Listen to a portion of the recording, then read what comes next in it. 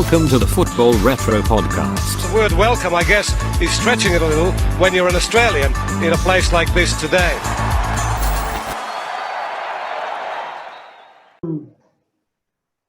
Hello and welcome to episode 38 of the Football Retro Podcast. I'm your host, Johnny, and today I can't say a full table, a full screen. How you going, guys? Good, Johnny. It feels like we just come back from our off-season break, back into it, having a few weeks off, and looking forward to getting chat into it, the Euros especially. After a few weeks away, we're back. Yeah. Over here with COVID haircuts. Yeah. COVID laziness. We're in lockdown, Gladys obviously, here. We're in lockdown in Sydney, Australia. How you doing, Ak? Yeah, doing well, mate. Doing well. Just finished the Euro. Finished Copa America. Been fantastic results. I know you're What a happy, Johnny, weekend right? of football. Yeah. What a Huge. massive weekend of football. I'm not going to say happy, but I think we can return to some normal sleep pattern. Not you, Johnny, but the rest of us. Because I know for the last 3.5 weeks, my sleep's been scattered. I've been trying to catch 2 a.m. games, 5 games, Copa games 11. during the day. Trying Most to sneak naps here and there. Most importantly, he came home. He It's came home. Did it come home or did it come Rome? To Rome. No. Messi is the owner of football, and football came to Messi. Finally, Come home to the King, to the Messiah. after what, few Finally, attempts. mate, finally, look at this. You know what's disappointing, Johnny? When you think about it, the slim margins, he could have had 2014 World Cup. He could have had 2 Copa Americas Are already. we happy? before Why this try to one. depress me now? Like, why bring all this No, negative I'm stuff? saying- It's time for celebrations. If he had another, he missed 3 other opportunities to win an international title. He could have 4 titles. Then there could never be any doubt with Ronaldo and Messi, blah, blah, blah, what he did for your country. Then he could have easily surpassed Maradona. So the fact that he played in 100%. four Copa America They agree. finals and 1 World Cup final doesn't count for anything. You just missed what I said. If he won 2014 and the 2 Copa finals were they, 16 and 17? 15 and 16, yeah. Okay, 15 and 16 against Whatever. Chile. Is that Chile's only 2 titles? Yep. I don't know what to say. And now this one. That would have been 4 Anyway, international we're titles. celebrating. We're celebrating. It's a happy weekend. Sorry, It's bro. happy I'm not night. interested in your Sunday. I'm just saying. Bit of Way to put a hindsight, that's dampener. all. Way to put a dampener. I know, far out. But look, we will talk about the Copa America in more detail maybe next week, because let's focus on the Euro. I mean, it was a massive final. It was a massive tournament. It's probably one of the best Euros we've had in a long time. I don't know if you guys agree, but I really enjoyed a lot of the games, a lot of the teams, a lot of plays came up. What do you guys think? Yeah, I'm going to say this Euro tournament was really, really good to watch. I mean, I don't know if you meant, no, I was skeptical of the 2014 format, and Euro 2016 didn't quite live up to expectations. But this one was really great to watch. I think the drama, the surprise package, some of the teams, that we thought were going to completely flop did really well, punched above their weight. It was a really good tournament, and it showed 142 goals scored in this tournament compared to 108 in Euro 2016. Wow. I don't even know that number. I did my research. He was counting after every You've game. got notes there on the side. I had the counter, tick, tick, tick, tick. Now, look, Yeah, I know, there's a lot of amazing games. Let me ask you something. I'm not sure. Is this the same format and same fixture that was meant to happen 12 months ago? Yeah, I think so. So nothing changed apart from making it 1 year later? Because I find it a bit strange, for example, that England got to play out of 7, 6 home games. I got to Yeah, a lot of people made comments about that, especially the Italian team leading up to today. Before you get to that, though, I got to say, I was one of the ones that was skeptical of the format, especially with the extra 4 of the third place teams going through. But I got to say, it gave us more football. It gave us an extra round of 16, which you normally wouldn't have. So I actually enjoyed that. And I was glad that was the format, and I don't mind it at all. Well, I'd be there's happy something for very that. exciting about it because a couple of those third place teams were, some of the larger nations that could have conceivably went all the way, eh? Yeah. Exactly. Germany I mean, as when you look at the group of death, you had France, Germany, and Portugal. 100%. So, Not only that, you look back 5 years ago now, 2016, and Portugal went in as third and they won the tournament. And they didn't even win a game in the group stage. They drew 3 games too, in one of the weakest groups. Yeah, they only won a game in the semi-final against Wales. That's the only game they won the tournament in 90 minutes. Yeah. So it does bring for the neutral fan, it does bring more games, more excitement. So it's better. Yeah. I agree. And how good was it as well to see fans in the stadium? 100%. Yeah, no, right. The atmosphere was fantastic for many of the games. I mean, today's game, despite what happened with England and all the aftermath, the atmosphere was amazing. If you Yeah. sort of felt strange and weird seeing a packed stadium, like we're not used to it anymore. Yeah. It's funny because early on in the tournament, there was still some sort of distancing. It's funny because you looked at different countries had different rules. So any games that were played in Hungary, in Budapest, they had no regard for COVID. The stadiums were packed, but when they played in Denmark or wherever, they had socially distanced. In England as well, in the earlier rounds at Wembley, they were distanced as well. Yeah. But I think I heard that they had discussed that when they get to the quarterfinals and whatnot, that they were going to open it up a bit more. It's a lot of income for them to cut out. So it's a massive tournament, big draw card. They wanted to host it there. There's a lot of bullshit about letting the FA allowing dignitaries and whatever for UEFA to come in, and otherwise they were going to move it from Wembley. So the FA said, yeah, no worries, bring whoever you want, sort of thing, because they didn't want to lose the semi-finals and the final, which is fair enough. Massive revenue for them. The tournament started with big news. I mean, match day 1, Christian Eriksen, the whole incident, worldwide news, big impact. Shocking incident, man. Shocking incident. Yeah. Unbelievable scenes. And does anyone know any updates on the aftermath about his health, about his playing career? He seems all right. Like it looks like he's making a full recovery. His future regarding like his playing career though is a bit in doubt. They said that he was invited to the final, so yeah. It looks like he's not going to be playing anytime soon. So who knows? Yeah, it's interesting. So I don't know if you guys remember, about a month ago we had some predictions. How'd you guys go? Do you remember? Terrible. Other than the final, but I think most of us struggled even in the initial games because a lot of upsets, with the exception of probably Italy, who started off fairly strongly. I think everyone else sort of was mediocre. Yeah, France, Italy, and Germany, I remember as 3 of the ones that I tipped. The French obviously was a letdown. Germany was okay, nothing spectacular. Also, Belgium as well, a bit of a letdown.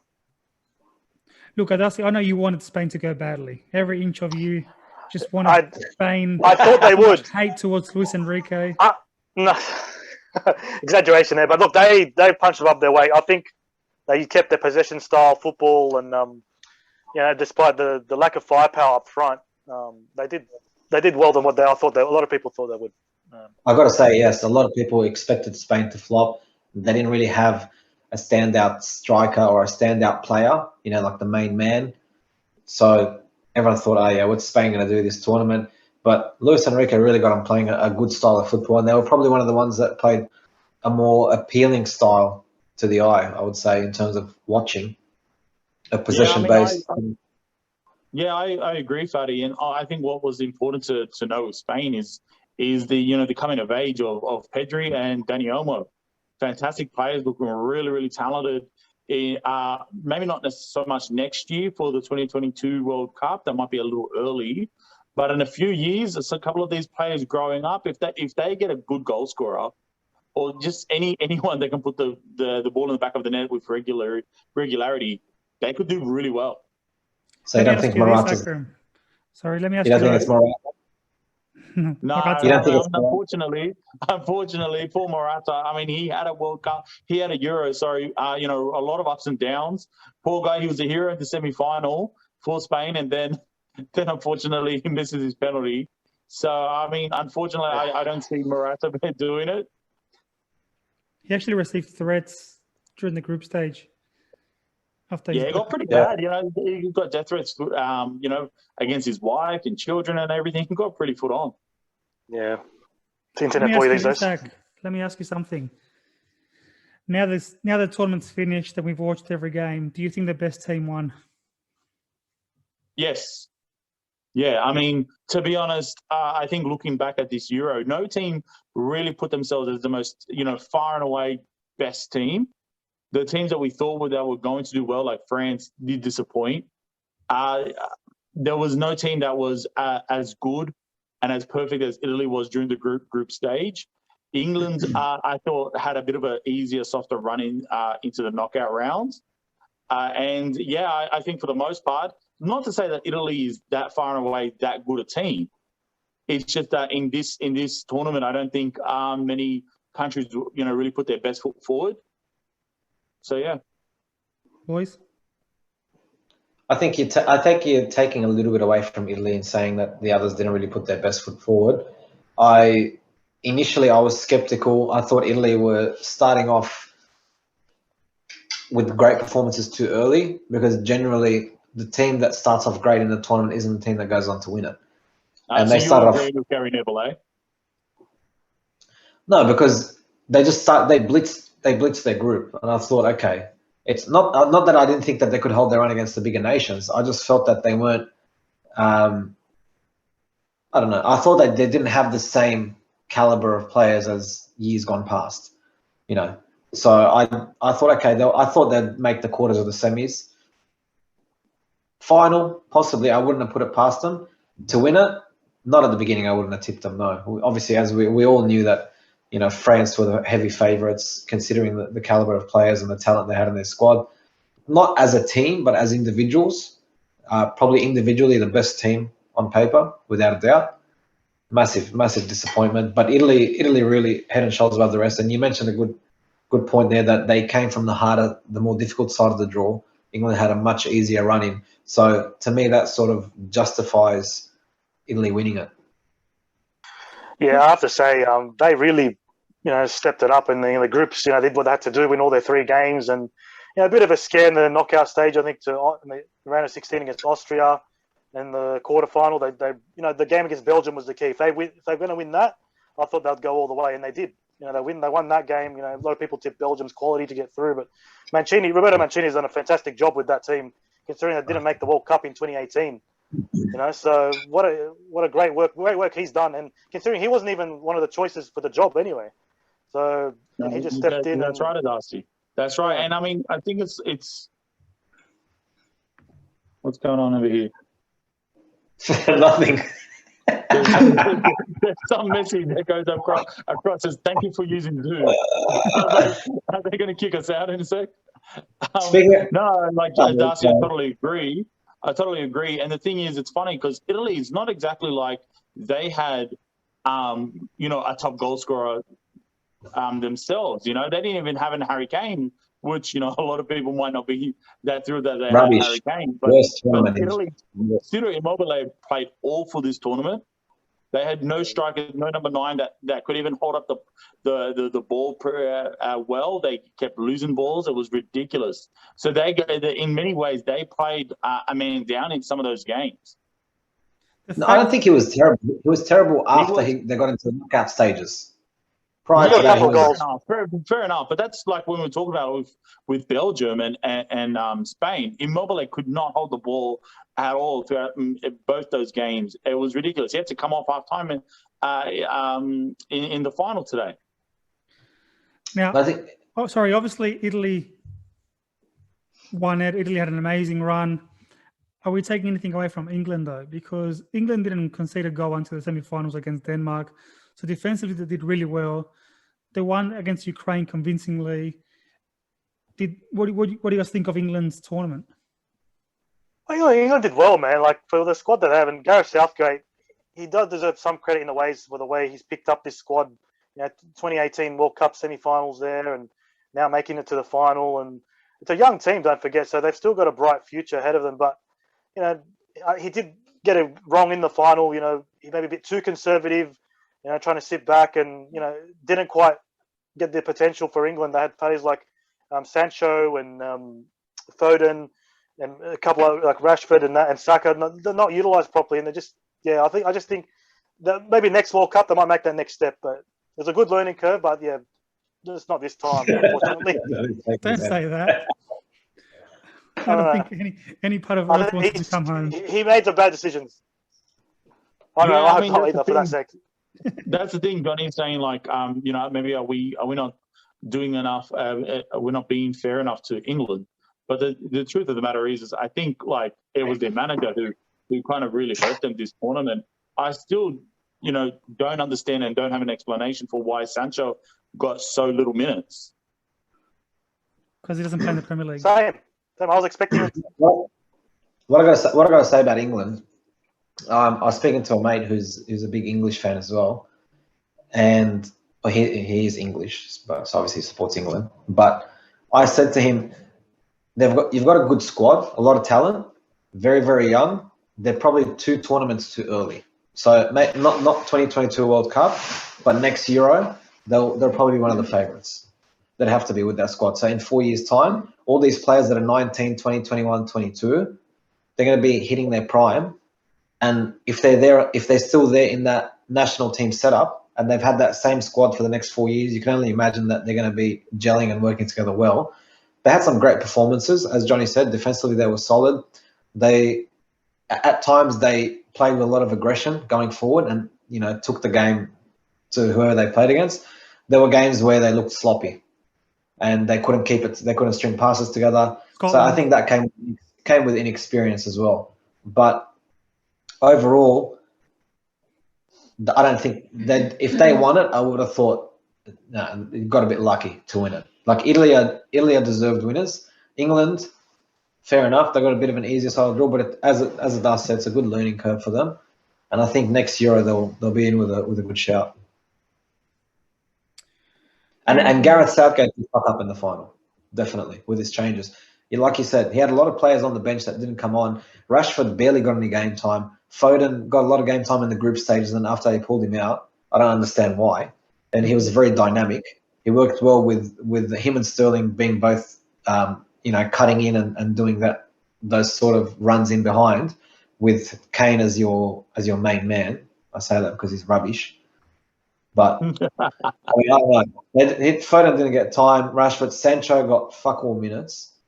So I don't really understand what he was getting at. Like he had too many options at his disposal that he didn't know what to do with. Fatty, as an Arsenal fan, why do you think he played Saka more than Sancho? That doesn't make sense to me. Saka should have been getting minutes at a game that's already been won at the end, just to give him some experience, not to put him on to expect something from him. That's too much pressure for a 19-year-old. I don't think he should be putting him on to be like, okay, we need something, unless he had no other options. But he's got a plethora of options. He's got Sancho, he's got Rashford, he's got Foden, who could play as that winger on either side. Why would he? Grealish as well. Grealish didn't come on till very late. What the hell? What was going on? I couldn't understand. And also, I think it was worth noting the fact that, like, Sterling, he didn't take a penalty at the end. No. That's the thing that I mentioned to Johnny. I said, why didn't Sterling? But look, 2 things. Sterling didn't take a penalty. I don't understand. He's one of the more senior and more experienced players. Henderson, who came on as a sub, got subbed off for one of the youngsters, for Sancho or Rashford, whoever it was, that both came on in the 119th minute, in the final minute. So he came on as a sub. I'm pretty sure was at the end of normal time or at the beginning of extra time. So he only got half an hour. So he wasn't puffed out, or he wasn't out of legs. He captain of Liverpool, won the Champions League. Surely he's experienced enough to stand up and say, you know what, Henderson's got to be taking a penalty. So Kane's taken a penalty. Maguire stepped up to take a penalty as senior players. Henderson should have been third, without a doubt. Especially when why you have Sterling missing a penalty. I mean, not taking a penalty when you have this young kid at the end. Yeah. Look, the two subs that came on for me shouldn't have taken penalties. Shouldn't have taken. Rashford, immediately, the way he lined up to take that penalty and started doing his little footsie bullshit, I knew he was missing. He just looked retarded. Like, I don't know what the fuck he's getting at. Really, I don't. Yeah. It was crazy. It was crazy. Like Southgate put too much emphasis on them taking a penalty. Yeah. Yeah, great. All right, so before last time we met, we spoke about possible underdogs in the tournament, or teams that perform much better than we expect them to. For me, I've got two that I think overperformed, and not particularly because of results, but more of gameplay as well. One of them is obviously Denmark, making all the way to the semis, especially without Eriksen since game one. To me, it's a massive overachievement. Yeah. And the Huge. the second one for me is Hungary. Even though they didn't leave the Yes. group stage, they challenged every single team they played against. Portugal only scored against them in the 85th minute. Then they drew against France and Germany. Were very unlucky against Germany. They could have easily left the group. And they actually did really well, more than anyone expected them to. I said before the tournament for Hungary, everyone writing them off, given the group they're in. I just said, just go out there and enjoy. And that's what I think they did. I think it was at all. Just go out, enjoy the occasion. That's what they did. Like you said there, Johnny, they almost knocked out Germany in that last game, and they drew with France as well. They played really well too. So, they almost pulled it off. Imagine they got out of that group. Yeah. Surprise package. Well, for me, I think the big surprise package was Ukraine. I think this. Patrick Schick is all of a sudden going to be. No, he was for Czech Republic, Czech, right? he was Czech, yeah. Yeah. Sorry, Yeah. but we were for Czech. I was thinking Czech. Patrick Schick, all of a sudden, his values exploded. Co-goal scorer of the tournament with Cristiano Ronaldo. Unbelievable performance. He really carried them. And Ukraine. So those were my two. I'm going to say it's all Switzerland. Knocking out friends, you have to say, yeah. Yeah, and they almost knocked out Spain as well. They did really well. Granit Xhaka was huge in that game. The French were very, very, very cocky. Typical French cockiness and arrogance. They deserve to go out of that game because at 3-1 up with less than 10 minutes to go, you should be sowing that. You shouldn't be drawing that game. You can't be 3-1 up with the experience that you have, the midfield that you have, right? Bossing a game at 3-1 in the last, 7 or 8 minutes? I don't recall. Yeah. And then to give up 2 goals.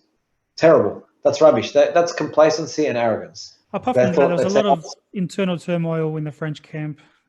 Again. Yeah, but but Story, right? does internal turmoil cost you a 2-goal lead with less than 10 minutes to go? Not necessarily, but it sums up what was going on behind closed Yeah, doors. they switched off. Mentally, they're not there. Hungary, as you said, were fantastic. They pushed every. There were 2 of the games that were very exciting to watch. The France-Hungary game was actually a really good game to watch because Hungary was just constantly barraging, bursting forward. I think was that game played at Budapest, if I'm not mistaken. So they had the crowd behind them as well. Yeah, the crowd was amazing in that game. The atmosphere there was unbelievable. It was actually one of the best games to watch. Before we move on to best matches or memorable matches in the tournament. Okay, sorry. Fuck, I can't say it. I want to disagree with Akram on one point. Ukraine, you can't leave the tournament on a 4-0 defeat and not get one single yellow card in that match.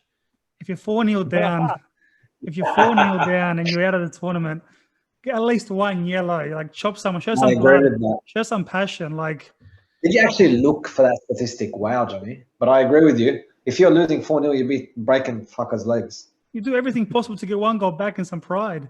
They were jogging and like, yeah, we lost this match, but we're proud to make it this far. Fuck off. Seriously.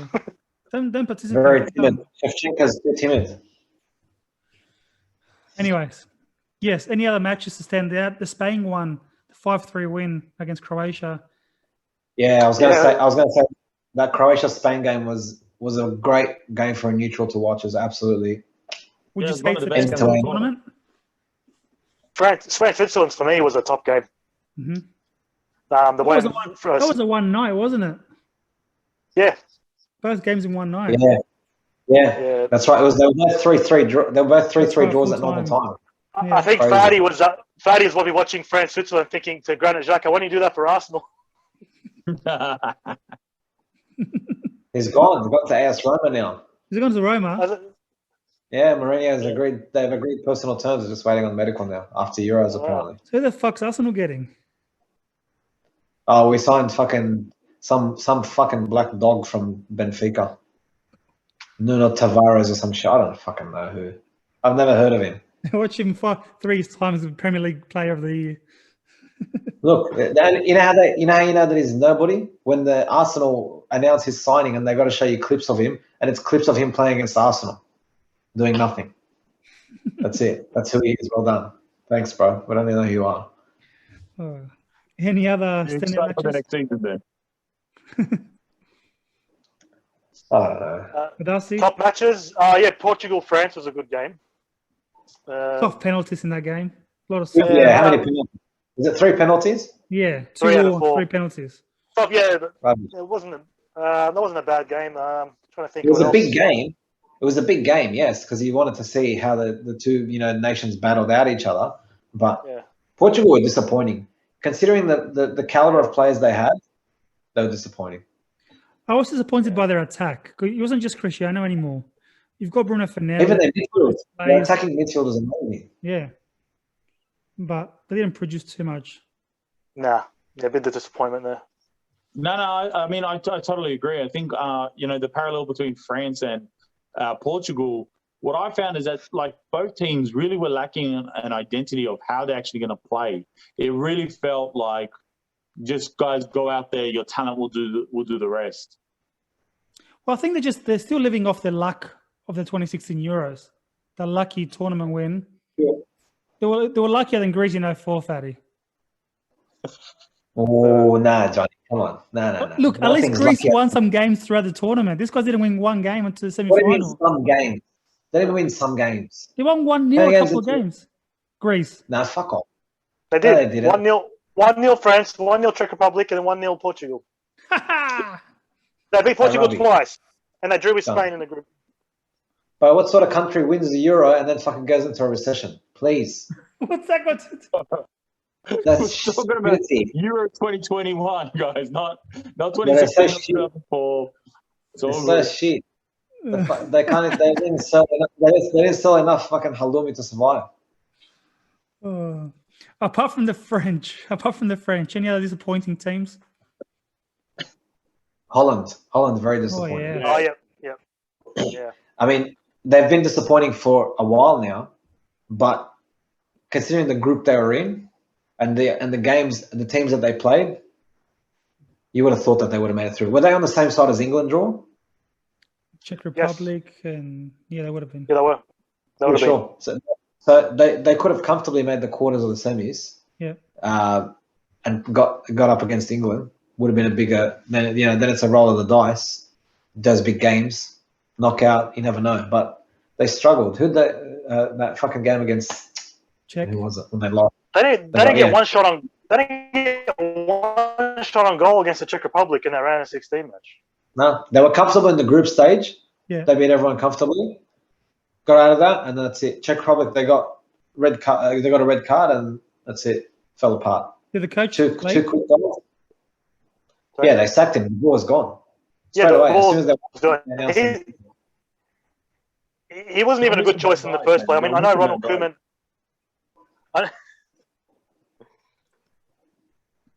They're missing Van Dijk. That's That's the all I'm saying. ball. Get off it. Get off Van Yeah. Dijk. Come on, buddy. Give it to him, man. They missed his leadership. But- They missed his presence. Come on. What is this shit? I'm surprised I didn't hear any Liverpool, Him and Delete. I didn't hear any Liverpool fans. You reckon with There's Van no Dijk they Liverpool would have won the fans. Euros, Hack? Yeah, and they would have been favourites for next year, man. And they would have won the World Cup and the next Euros too. They But, would have the locked ball- down. Yeah, Frank de Boer was there because Ronald Koeman abruptly left for the Barcelona job, and then you look at de Boer's record, flopped at Crystal Palace, flopped at Inter, so there wasn't really much hope for that Dutch team from a coaching level, even from the playing personnel level. I don't know, just The problem, yeah. the problem, They're with going the problem I feel with the Dutch is that their managerial thing is just a revolving door. It's constantly in and out, in and out. They're never content with the manager. I don't recall the manager being there for a long time. Like now they're talking about Van Gaal going back. What's that? Like his 17th spell as manager? How many times is he going to manage the team and then they realize he's shit and they get rid of him and bring him back here because they've got no one else? Last time they got good hitting back last time, and you could tell they didn't want it. Because hitting doesn't I like to be disagree, long. Darcy. I disagree. I think from a personnel perspective, I think they have the talent to go much further than what they did. Even without Van Dijk, Paddy. Fuck you. No, I'm just saying, like the elite, De Jong, like they're fantastic, talented players. The players obviously good enough for Barcelona, right? One player I still think that they were good enough. One player that had that I think did well was Dumfries, whatever his name is. Yeah, Dumfries. Yeah, Dumfries. Yeah, he did all right, but other than that, not much else. I don't know. We'll see. Are there any players that you think were going to be a standout and very disappointing this tournament? Yeah, absolutely. For me, Bruno. Okay. Yeah. I'd say Yeah, very Mbappe as well. The game that they were eliminated, right? He lost his place. He started off the bench. Yeah, that's crazy. It is, considering he's the best player in Man United at the moment. For the whole He's season. better than anything Arsenal have. So, certainly, I expect them to be able to have him in the game every round. Yeah, I thought Mbappe was disappointing as well. Yeah, Mbappe was a massive, massive flop. Massive flop at this tournament. Yeah. I don't know if it was just too much pressure for him, but it doesn't make sense because he did it at the World Cup 3 years ago. So what's the story? There's talks of a lot of ego. And I think it's a mixture of turmoil and within between the players and the coach. I think the coach lost the dressing room badly. You could have picked anyone from that France team to be a disappointment because the majority of them were. Pogba had flashes of brilliance. He probably played better than he does at Man United, but as I think the unsettled the unsettled, behind the door, closed doors sort of thing Funny. would have affected them. Funny players about French team. Benzema came in after a 6-year hiatus and then scored 4 goals. Did work, and he still got some backlash from the media. They reckon it was his fault. Like him coming back into the team was detrimental to the chemistry of the squad and whatever. I'm like, are you serious? Because he's Arab, bro. Because he's Arab. Pretty much, yeah. I thought Benzema did well. Is Benzema did do well. Deschamps still the coach? Yeah, I think apparently he's staying. I heard. What a lucky I wouldn't man. keep him. If I was the French FA, I'd get rid of him. What a lucky Same. man. Because he fucked up. He fucked up with some selections and with some stats. Stats. Fucking Subs. not subs. He's lost it. He's lost it. Tactics. Fuck you, tactics. But Any other players that you're expecting more from? Players that I expected more from, like I said, I think Bruno and a lot of players from that Portuguese side, like João Felix was fairly quiet as well. So I'm really centering on Portugal. Netherlands, I was disappointed that the player also did nothing as well. He's been playing strength to strength for Lyon for many years, so I was really surprised that he came in and had a very quiet one. With I was Morata, disappointed. sorry, do you think Morata was disappointing, or do you think this is just the kind of player that he is? I think Morata overachieved already, to be honest. I never rated him. I didn't rate him at Chelsea. I didn't rate him anywhere he went. The fact that he had that criticism was unfair because the burden was on him because they don't really have another recognised number 9. So unfortunately, he had to shoulder that burden. And, for what he did, I think he did more than they could have asked of him. He couldn't have done any more. I agree. He's not that kind of player to lead the charge. He needs another leading striker with him. I really like Luis Enrique came out and defended him and said, to me, my team is Morata plus 10. And the next game, he started on the bench. And he comes on and scores. Yeah, but you can't go publicly and say that. Yeah. But I thought as well, one team disappointing was Turkey. A lot of people thought they'd do well. They were rubbish. Terrible. Terrible. This is what I was saying before. You just don't know what to expect from them. And this one, you got the terrible side of them because not the ones from Euro 2008 or Euro 2000 where they showed a lot of fighting spirit and they did well to get far in those tournaments. This one, was just awful all over the shop. Yeah. Yeah, I The- agree. the I last- think Hakan Kalinoglu as well. Like, he was really disappointing. They were eliminated. The next day, he's signing a contract with Inter for like 4.5 million Yeah. a season. I was going to say he was too busy worrying about his move to Inter. But yeah, the lads in Auburn weren't happy. There was no celebrations on down Rawson Road. And Fatty's favorite country did really bad in North Macedonia. Hey, one player that was a massive letdown. I was about to say Goran Pandev, mate. What's going on? I was disappointed. I thought he was gonna carry the Massos to a third place top four Nah, team to qualify. they were just on holidays there. Oh, they scored a goal. That's an achievement. Did anyone see the clip of them warming up? I don't remember what game it was prior to one of the games. So how their warm up schedule was, they had the orange cones, right? Like the traffic cones, the long one. This big. Yep. The long traffic cones, and they had a ball in the cone, so it was inverted, carrying the ball, so they're in a line facing each other. One player would run to the other player with the cone and the ball, flick it up, and the other player had to catch it with the cone and then run back and do it to the other person. They were warming up before a game at the Euros. I'm going to send you the link. It's no bullshit. They were doing it at the Euros as a warm up. I don't know which game it was before, but I'll find it.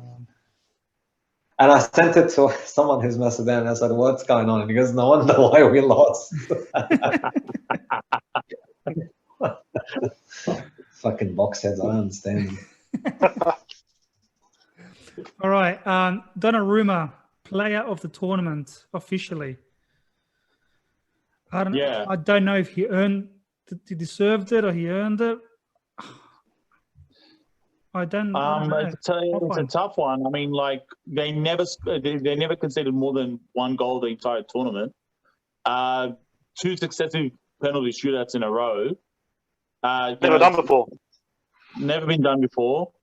It was pretty well deserved. It's hard to make an argument for anyone else.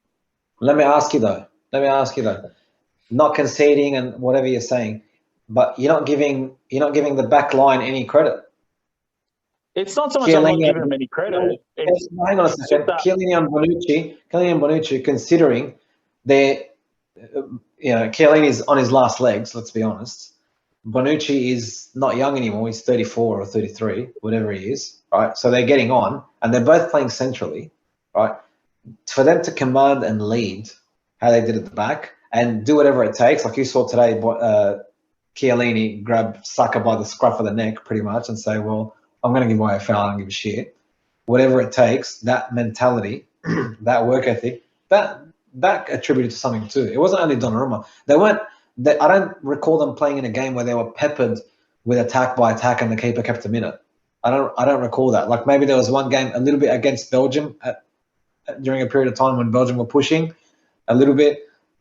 Periods maybe against England, but other than that, they were fairly comfortable in every game they played. So it's not like that's a fair point. I mean, you take away the 2 penalty shootouts.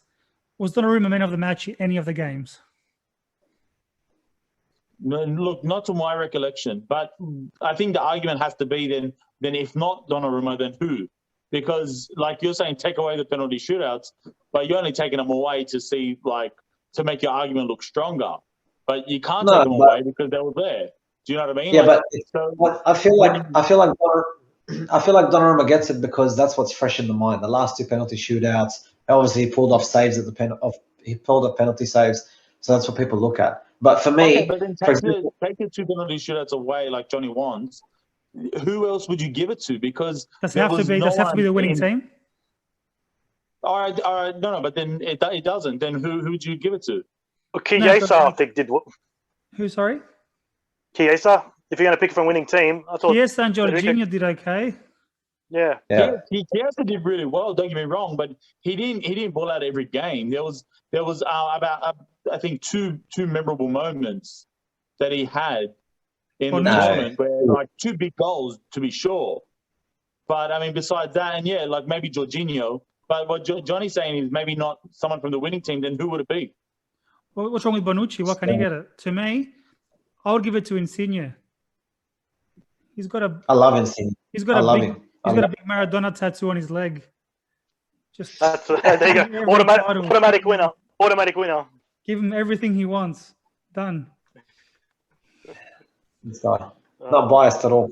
If you're going to pick it from winning team, one player that stood out for Denmark, Damsgaard, whatever his name is, he had a good tournament. The one that scored the free kick, Damsgaard, he had a pretty good tournament. That free kick against England was amazing as well. Yeah, he's I very think, talented. yeah.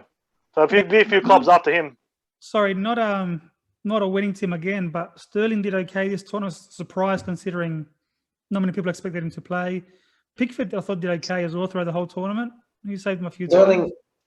Sterling surprisingly, popped up with a couple of winners for England. Considering he wasn't a number 9, he did well. Now I don't know if their whole tactic was for Kane to sort of draw the player and allow others to come in around him, because Kane was absolutely honking this tournament. He didn't deserve shit, and his only proper goal came from the penalty save that he put back in the net. So I thought he was junk. He didn't lead the team. He didn't take any shots that I recall that were noteworthy. No, he had an amazing volley. I can't remember which game it was.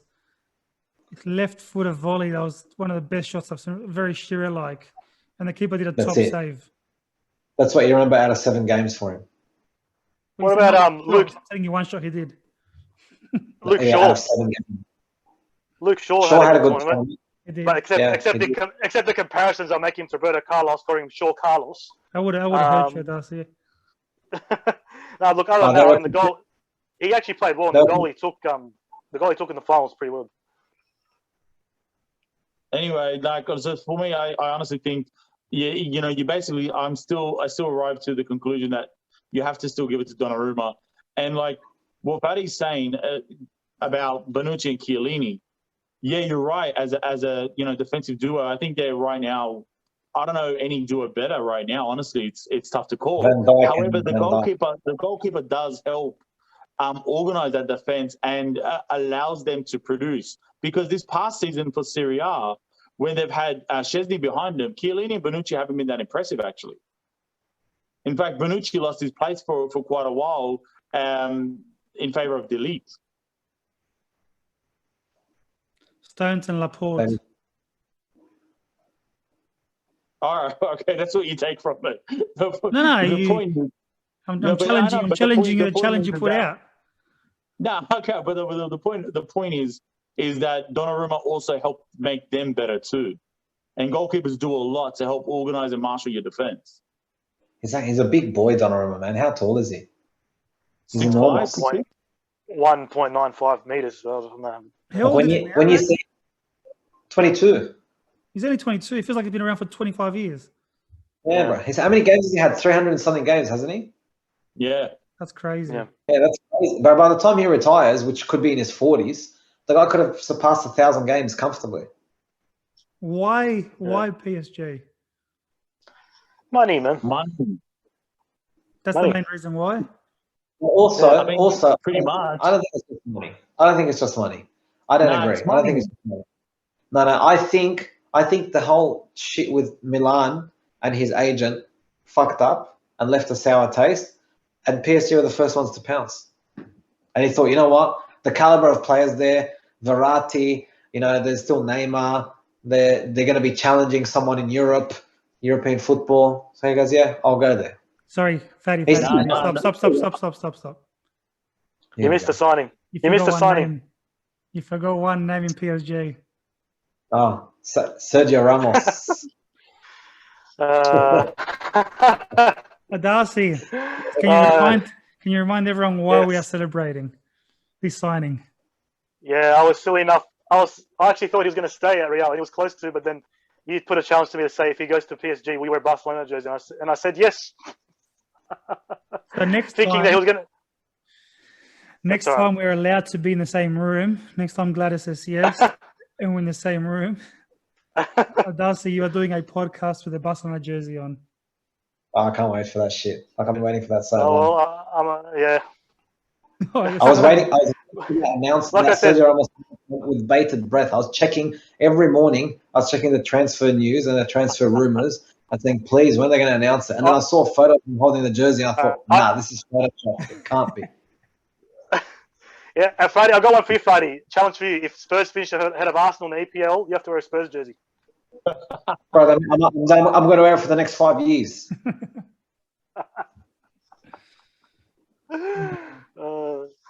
Anyway. All right. Look, one last player that I wanted to mention, and you spoke about before, Fadi, is Pogba. I thought he did really good tournament considering the French didn't do that well. But it's probably the best we've seen Pogba play in a long time. I haven't seen Pogba play like that for Man United at all. Not just for a long time. I have not seen him like that. He's maybe turned up every now and again in a game, randomly. But he was very consistent for France. I thought he was probably one of the only shining lights in that team. The team was very disjointed. The longer the tournament went on, the more the cracks started to appear. It just looked like everyone was playing for themselves. And to be fair, Pogba performed the best from those solo acts. Yeah, I think he did. What do you reckon, Kante? How do you guys think he went? I thought he did the best he could in a team that was dysfunctional. Yeah, it just, you know what it looked like? It looked like they were out there. They looked like they were lonely. They were on their own. There was no team spirit. Like Kante was doing, he's like, okay, I'll just do what I have to do. I don't want to fight with anyone. And I felt like as well with France. I know we talked about him already, but I felt like with Mbappe, like just put your head down, run, use your speed, get through, have a opportunity and goal. Look, they just every time I watched them, I don't know about you guys, I thought, okay, this is the match where they're going to click. This is where we're going to see their true potential. It just didn't happen. It did not happen. Honestly, it goes back to what I said. They lacked an identity. There was no overall idea of how they were going to play, what their game plan, what their strategy was. It was honestly felt like that their talent would win out in the day. Just go out there and play, and everyone was playing, like Fatty said, for themselves. They were all looking to be the heroes. There wasn't that much link-up play. Benzema, I thought, did really well with his linking between everyone in the attack, but there was very little cooperation between the midfield and their wingers. I thought, we've been pretty harsh on Mbappe, but I thought Griezmann was quite disappointing too. Mm-hmm. Oh yeah, do you think, not just Mbappe. No. Do you think the fact that they didn't really perform as a team, and you're saying that they didn't have a plan, they just went out there and played for themselves, is that purely Deschamps' fault, or do you think it's also a man-manager problem where there's too many superstars in one team? Honestly, I think the blame squarely has to be on Deschamps, because the idea is that, that's your job, especially for international tournaments. Your main role is to get your players to get along and to get them to play to the game plan that you've set out for them. If you can't do that, then the responsibility is squarely on you. I wouldn't be surprised if there was an ego problem there, because considering they've come from 2018 being world champions coming into Euros, that cockiness there, Pogba, Mbappe, even to an extent, all these players are coming in. Everyone wants to prove something, or they think that they, we're better than anyone else. I definitely think there was an ego issue there. Whether they couldn't control that or not, and is that part of the problem? We'll never know, I suppose. It got so bad that even the players' parents in the crowd were fighting with each other. They're throwing baguettes at each other. No, croissants. I love croissants. It reminded me of the 2010 campaign, when there was a big division in the camp, and Patrice Evra and Franck Ribéry, shades of 2010. I feel like we can be here for another 3 hours discussing. We haven't touched on Germany. We've hardly mentioned Belgium and people like Hazard and De Bruyne. We haven't spoken about teams like Wales and Bale, how he went, the goals of the tournament. I feel like, like I said, an hour or two left in this conversation. So maybe we need to come back to it in another episode and continue on from where we left off. Yeah, I think a lot of talking points we have to go through, but overall it was a good tournament. Great to watch. Good to spend over a month. So, maybe this 24-team format is the way to go. And I was, And you know what? Next time we speak about it, remind me. I want to talk about the refereeing and what we thought of the refereeing in the tournament, because it's an important point as well. Yeah, I agree with that. No, yeah. It's and VAR, not just the normal referee. Exactly right. Yeah. Just a point on that before we go. Did you know the referee in the final of the Euros is a multi-millionaire? Oh, wow. Yeah, I read that. Bjorn Kuipers, His family owns supermarkets across Holland, and he's in charge of it now. And so his full-time job is to run this chain of supermarkets.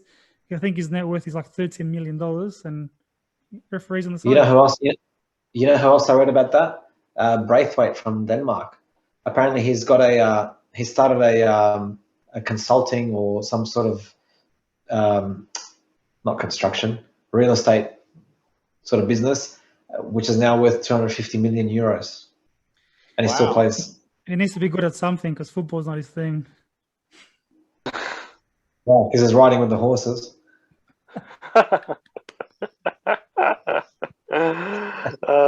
All right, guys. Thanks. It's good to be back. Even though we're not together, it's good to be back.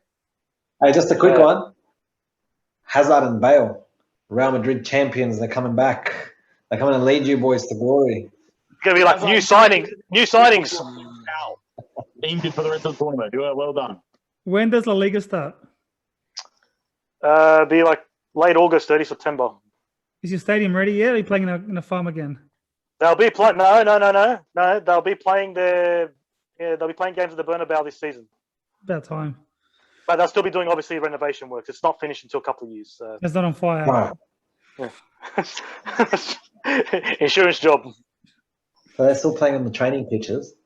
Yeah. Training pitch. The backfields Stadium. of- the Estadio. backfields of It's a stadio. Estadio Fredo Di Stefano. The Stadium, Melita Stadium. That's a stadium as well. Yeah, Malaysia.